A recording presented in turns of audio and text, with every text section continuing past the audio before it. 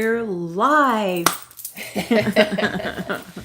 How is everyone doing today? Yes, welcome back. Yes, welcome back, Cotter. We made it through the week. Boy, did we make it through the week. A lot going on, Vera. And before we, I can't talk. Before we dive into our topic, here we are. So Vera, we have an art sale going on right now because we wanted to make it accessible for people right now because we're going through challenging times financially, a lot of us, right? And so the angel... And the way things are going on with the riot. Well, I don't call them riots. They're protesting. Exactly. Yeah. Thus... Big difference. Thus the name of our show today. Anger versus righteous anger. Exactly. It was a great question. Hi, Chanel. Hi, Sade. Okay. So we have the Angel of Light and the Principality Angel are both on sale. Yay! So you can check that out. I love the Principality Angel. Me too. He's so protective and so strong. And yeah, I mean, it's amazing how being that his function is justice, he's right there, right now. Well, not just he. There's many Principality Angels that are there with all that's going on in the world. It's not just we have people all over the world protesting with us. Isn't that awesome? I love it. And you know who I'm really proud of? Millennials. Yes. And I forget what they're named after millennials. Is it the Generation something? Z? I don't know. I don't know either. But I love you. I love you all. You guys are amazing. Yeah. Because you are standing for justice. You're standing for what's right. And remember, do not make fun of boomers because we protested first. That's true. The baby boomers. We did do our protestings. Gen Z. Thank you, Sammy. Yes. But you guys are amazing. Amazing. You are. Yeah. I love it. I love them. Yeah. Me too. I love you all, but you know, they're doing so much right now, and there's more generations that are intermixed with the groups. Oh, but definitely. It's majority seems to be the younger. Yes. Yeah. Isn't that awesome? Yeah, but some of us can't get around. Yeah. So, thank you for carrying the banner. Yes. And if you can't do anything, donate and make sure it's a reputable cause. Yeah. So there's all different. We can do the prayers, but we really want to do action. Exactly. Write to your senators. Inspiring each other and protecting and helping each other where we can. We've been hearing stories. There was a gentleman that there was like 60 protesters that were being attacked right in front of his house by the police in this particular state. And he hid them in his house. There were 60 of them. I mean, there wasn't 60 all together, but there were 60 of them that he was able to help them and keep them there for, I don't know if they were there for hours or all night. And then, like you were mentioning too, the kids that protected that one there woman. There was an older woman that the police were, I guess, harassing. I didn't get to see it. At a protest, right? Right. And a bunch of kids, well, not, you guys aren't kids. A bunch of Gen Zs. Well, millennials, they were younger people, but they were amazing, and they rallied around her, so they couldn't do anything to her. Instead, they were letting them hit them. I hate to say it that way, but that's. But I mean, what an amazing show of courage! It's awesome. It's inspiring. It is, because they're sticking up for her, and that's what it is all about: is doing what you can whenever it just comes. It just shows up. It's there, and you have to deal with it in some way, right? And then there they are, doing the best they can to protect. Yes. Awesome. It's awesome. There was another one, I forgot what it was. Oh. Hi, but Hannah. there was a, I said hi to them already. Oh, good. The 77-year-old man that was shoved to the ground and hit his head. Did you guys see the pool of blood coming from his head? He was knocked out. And do you think there was one cop that wanted to help him, and he was pushed away by the other cops? I know. And he had to keep walking by. Nobody. That was bad. There was a man that was trying to come to help him, and they grabbed him. And they were like pushing him away and stuff. Well, right? they were holding on to him like they were going to arrest him. Yeah. It's just not right. Not right at all. And then to get from the police unions to be more aggressive? Come on. I know. Who are in the police unions that are running it? Exactly. So that's where people have to, make change too. Not just the police. The police are doing what they're told. And this is really interesting. Some don't. Yeah. I can't say all. I have but to share most a are good. story. You have to know that. You are so psychic. Thank you. That's exactly where I was going to go. You're welcome. I was going to stroll over to Santa Cruz, California, which is not far from here. And there were police that were kneeling down. There were also police that were singing with protesters, dancing. They had a dancing thing that they were doing together. And it's not just here. There's many different places that there are police that are almost taking like in a way joining the protesters. But did you hear about the young man that, and they were all rookies apparently, the man that shoved the 77-year-old? He's a rookie, and he had just been kneeling. Yes. And then did that. Yeah. So that was just such a, I don't want to say a fake show of solidarity. Solidarity, exactly. But yeah, there you go. So I mean, it's living it. It's not just, oh, I did this. It's our actions that, that show who we are, not just one thing that we say or one gesture. Yeah. Right? But it's interesting because this just totally goes along with what our talk is today. Yes, it is. Vera, did we want to start off with the question? Yes. Okay. That's the whole purpose of the... Okay. And I apologize because I told you last time, Crystal Dolphin, I was going to do it last week and I forgot. Well, there's a lot going on. So I forgot. Okay. I am just going to go read it. And let's see. Okay. Crystal Dolphin is saying, I would like to know if someone gets murdered, how does that fit into an exit point? Do people ever arrange for that to occur on a soul level? And also, is it possible for someone to die before it's their time if they did not commit suicide? I know that's a huge question, especially when children go home. Yeah. But we all charted when we wanted to die. We gave it ourselves exit points. We've talked about exit points, but we are stamped with an expiration date. We just are. And that's what we picked. That's how we chose to go when we're filling out our chart. Yeah. And it's hard to understand here on Earth, but on the other side, it makes so much sense. Yeah, exactly. And it's interesting because there's many reasons why it's hard. It is hard to hear that, but there is many reasons why we do chart to be, like in this case, murdered. It could be for our own lesson. Right. It could be for those around us. It can be to change laws like we've talked about before. It can be to bring awareness, and it can be bringing light and overcoming darkness. And some of that is really what's going on right now. Darkness in the sense of bad actions that are happening, like the abuse of power and things like that. Exactly. Right. So this is exactly an example of why we would chart something like this. And another part about it is like, okay, what would we have to learn from being murdered? I've thought about that. Haven't you? Yeah, a lot of times. And it's like all the different aspects of if somebody has power over us, let's say, in a situation, then we need to learn all the different facets of that to really learn that experience. And then when we come back into life or somewhere down the way after lifetimes, then we know what it feels like, and that we don't abuse others. We don't do it to somebody else. We can empower others. It kind of just reminds me of this whole big situation that's going on right now. Doesn't it? Oh, yeah.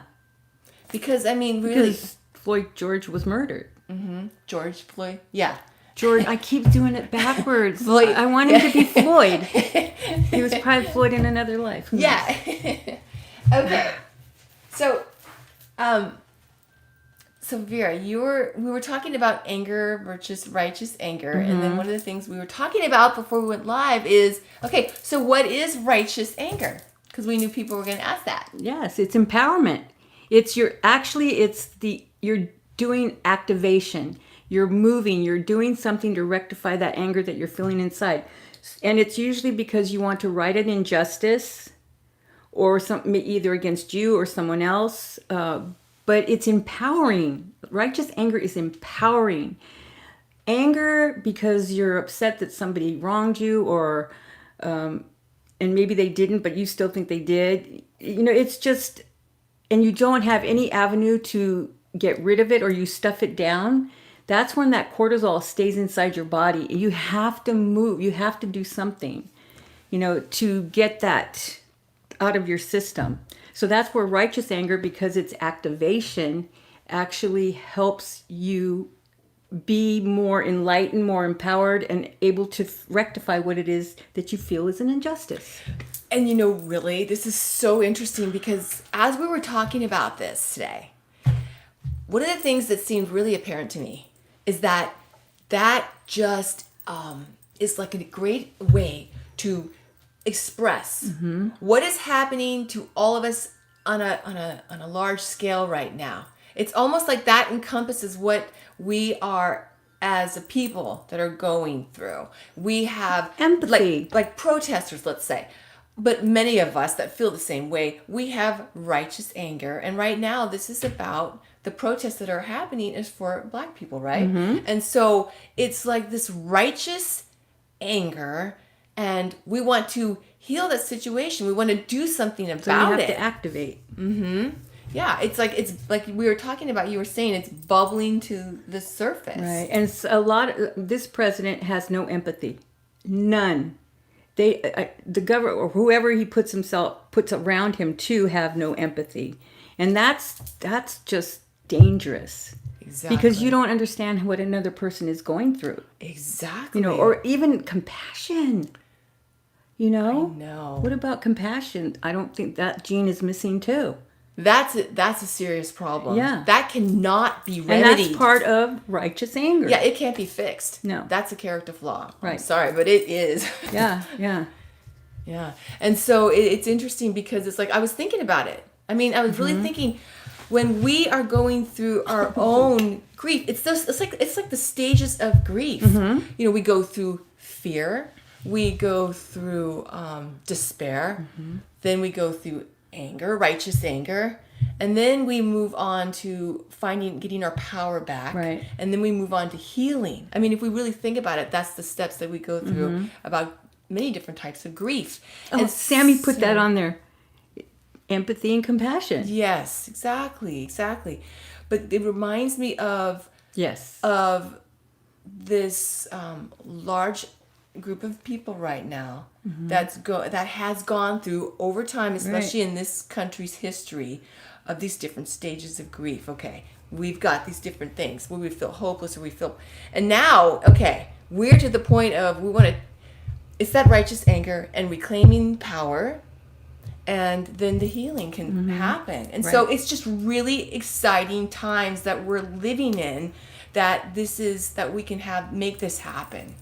It's just really exciting. It's a trigger for a lot of people too, because a lot of people were in the Civil War that are in life now. Exactly. I mentioned that before. Exactly, and that is so interesting that you say that. And they wanted to be here for the civil rights. Okay, so this is really interesting because in the last trance that we had with Angus last weekend, one of the things that he had passed on to us through Vera from the other side is that so many of the young people that you were just talking about, Vera, were from Atlantis and Lemuria during that time period. And so I find it really interesting because in that time, they saw what power did. It destroyed all of us, everything. Yeah, and so it's interesting because they've been through that before, and the Civil War. And so it's fascinating to see all these warriors in right now, and not just the young people, obviously all of us, because if you're attracted to this philosophy and what we're talking about, then Obviously. There are all different ages. Of But I'm course. just noticing a lot of the younger, and it just makes me feel so hopeful Yeah, me that there's too. going to be something left for them and next generations. It's not going to be totally destroyed. Yes. You know? So, another interesting thing about this anger versus righteous anger is that another thing that the other side has told us is that, and this is interesting, what hate really is the fear of the inability to cope. Right. And I think that's interesting because those individuals that are spreading so much hate and wanting to just, I mean, I can't say what they're thinking. No. But from what I'm seeing, they just are just bashing people and the no compassion thing. No. And the people at the top that are like, I'm going to rule with an iron fist. We're going to act like a dictatorship. And Did you see all the militia that were in front of the White House? Yeah. Oh my gosh. And the kettling technique that they're doing that you pointed From out. Germany. They did it in Germany. Exactly. During Hitler's time. Exactly. And so talk about the fear of the inability to cope. It's like, get over it. This is where this is where our power's coming up, and they just can't handle it. Because it's like, what else could be the reason, Vera? No, I know. I mean, what else are they afraid of? Yeah. And you said it perfectly when you were talking to Angus before. It was power and greed. Yep. And that's just the battle between the light and the dark that we're in the middle right now. Or I should say the light and the lost light is a better way to say it. It's just it's a battlefield right now. Exactly. Literally. And watch. He's not going to go quietly. He is not. I'm telling you guys. Oh, this is interesting. Even if he allows, well, I shouldn't say allow, but he doesn't even want the election. That's what I'm afraid of that, because when you pointed that out, Vera, that made perfect sense. It's like trying to say, oh, it's a national emergency. We can't have an election. And everybody now that I'm hearing on TV is saying what you've been saying for 4 years. We cannot make it through another 4 years of this guy as our president. We won't survive. No. So that's the thing. It's yes, just, you're right. And I mentioned that earlier too. Not today, but before. That hate eats at your soul too. It does. And then the cancer, because you're keeping things inside and you're not letting it out. Yeah. Yes, exactly. And so that's the thing. Yeah. Whether it's hate, it's just that I thought that was fascinating about what hate really is. I know. And here after Barack was really made, fair. Elected president, I thought, gosh, I was so we excited. are right on track. I was so excited. And then this, I'm just like, oh my God. Yeah. But he had a very hopeful message when he was on air the other night. I'm paying attention. I do that. I do that. I'll admit it. Vera, was there anything else that we wanted to tell our friends? No, I just wanted to read this quote. Awesome. Yeah, it's observe good faith and justice towards all nations. Cultivate peace and harmony with all. We are either a united people or we are not. If the former, let us in all matters of general concern act as a nation, which have national objects to promote and a national character to support. If we are not, let us no longer act as a farce by pretending to it. Wow. And guess who said it? George Washington. Wow. Because that's what it is, a farce. Yeah. Wow.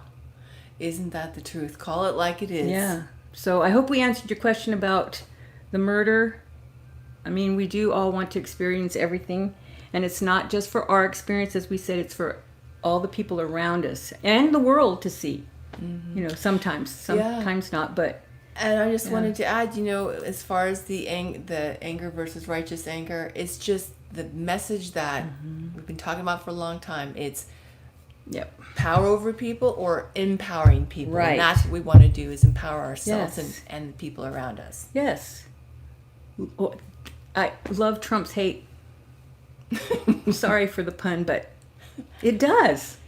Yeah. true. So let's love them. So we can trump them. All right. We're sending out that love. No, you don't have to love them. But that's, But sending out we love. have to love They don't each like other. that. Yeah. They don't like it. Hate Some does people not like are not love. lovable anyway. So Yeah. Good point. have a great week.